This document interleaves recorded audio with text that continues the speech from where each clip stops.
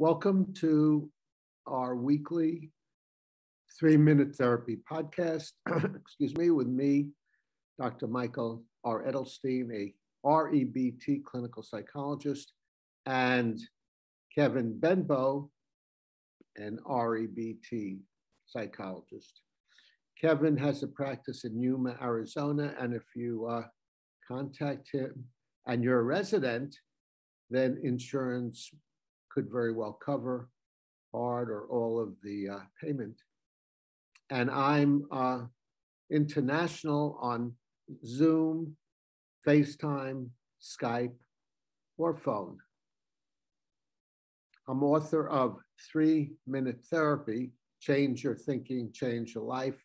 And that is based on REBT. REBT is Rational Emotive Behavior Therapy. That's a powerful type of psychotherapy, brief therapy, active directive therapy that was devised by Albert Ellis in the 1950s. And he's since written over 80 books about the subject. I've written a few. The main one is 3-Minute Therapy. And we do this podcast regularly about any subject related to REBT. Today, we're going to be speaking about insomnia. Kevin, did you want to say any more in introduction? No, you basically got it. I live in Yuma, Arizona, and I practice exclusively by virtual telehealth. And I see people in both Arizona and New Mexico. That's an important distinction. So if you live in one of those states, right now I'm not really taking any new people because I'm busy, but that'll change probably in the next month or so. Very good. And then it would be a mistake to leave out Chris Rossini, our tech engineer, who operates from behind the scenes and makes everything that's technical work. So without Chris, we'd be doing phone, I guess. Okay, so today the topic is insomnia. And as I started to say, REBT, Rational Emotive Behavior Therapy, is based on the notion that our thinking causes our emotions and our behaviors, not situations. So when you have an emotion, if you'd like to change it, ask yourself, what am I telling myself? What's my belief, view, opinion, attitude behind that emotion? And if you change that, then you can change your emotions. So today we're going to address insomnia and REBT. So I'll start, and we could look at insomnia or difficulty sleeping and divide it into two areas. One is the physical or physiological aspect, and the other is the emotional aspect. Now, the physiological involves just the way your brain is wired. Some people tend to be better sleepers than others, and some people just happen to get a good throw of the dice genetically, and they sleep well, and other people not so much. That's the physiological part. And then the emotional or psychological part can be broken down into two aspects. We call that the problem separation technique. If you're not sleeping as well as you'd like, you have a practical problem, but then the issue is, do you have an emotional problem about that? Are you making it worse by worrying about it, dwelling on it, obsessing about sleeping? I must sleep, I must sleep, I must sleep, or I must not be exhausted tomorrow. And the more you incorporate that must or demand thinking, which we call irrational thinking, the more you create the problem you're trying to avoid. So the solution to that involves questioning, challenging, and contradicting your musts, asking yourself, why must I do what I strongly prefer to do? Where is that written? And the answer, of course, is there's no reason you have to do what you prefer to do. If you did do what you preferred to do, and you were in total control, you'd be a perfect human, probably more perfect than a computer. And that would be very nice, but that's not in the cards for us humans. So that means giving up your must, giving up your demands, and convincing yourself that there's, excuse me, that there's no must, there's no have to, there's no reason you absolutely have to sleep, even though you would like to. In fact, you probably had some nights in your life of no sleep or very little sleep, and that proves you don't have to sleep. And then in terms of the practical issues, Kevin will go into more of those. But a basic one is try to get to bed the same time every night and get up the same time every morning is one. As far as exercise before sleep is concerned, I found in my practice there are individual differences. Some people find that doing exercise right before bed tires them out, exhausts them, and relaxes them and helps them sleep. I found with other individuals, it tends to get their physiology going, and then it's even harder to sleep. So that's something to look into. Kevin, did you want to add anything to that, or tell us about some of the cognitive behavioral CBT strategies? Sure. Basically, I like what you say right there, that individual differences are extremely important. I'm going to give a very brief overview of how I help people with insomnia. And over the course of my career, I've helped a lot of people with insomnia. First and foremost, though, this is not a one-size-fits-all process.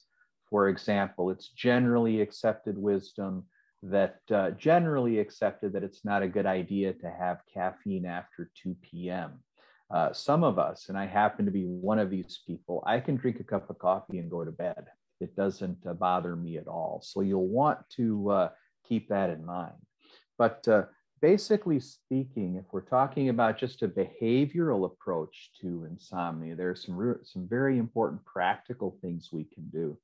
The first one is to make sure that we're observing all of those important principles of sleep hygiene. And what I'm talking about here is avoiding looking at a screen 30 minutes before bedtime. That can be important for some people. Also avoid watching TV or reading or anything else while you're in bed. Maxim that I teach my clients is that the bed is for two things: sleep and sex, nothing else. So if you are going to read and you can only read in your bedroom, I strongly recommend that you get out of bed, sit in a chair and read rather than lie in the bed and read. And then the other thing about bedtime, everyone's sleep duration is a little bit different. For example, I require about 9 hours of sleep. I know people that require about 6.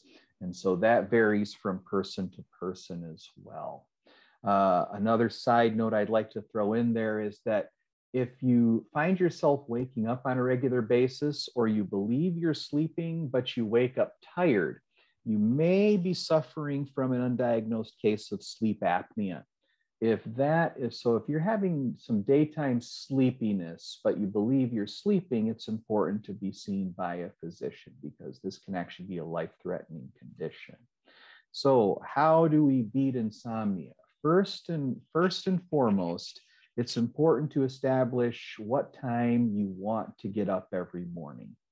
The time you go to bed is important, but the time you get up is much more important, because this is going to create the drive for sleep.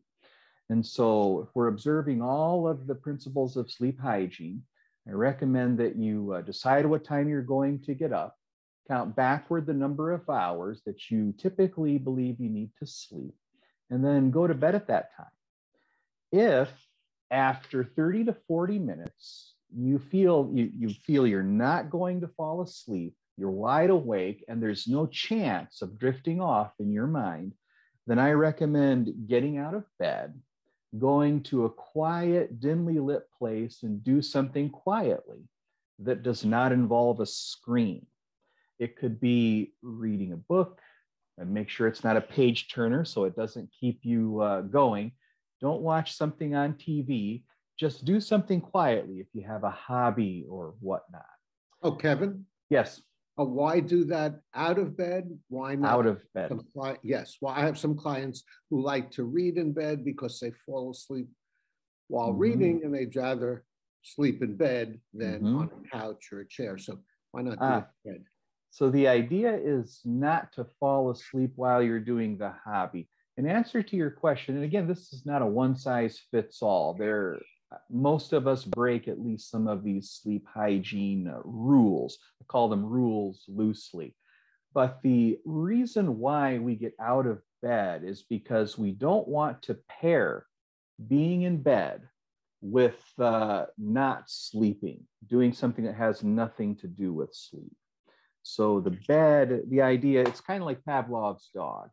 He was basically paired to the lights. The meat powder came with the lights, the bell, whatever. So it's a conditioning type principle, basically. I see. So, thank you. Sure, no problem. And then so you get out of bed and you do your quiet activity. And then once you feel tired, you start to feel tired, it's important to get back up, go back to bed.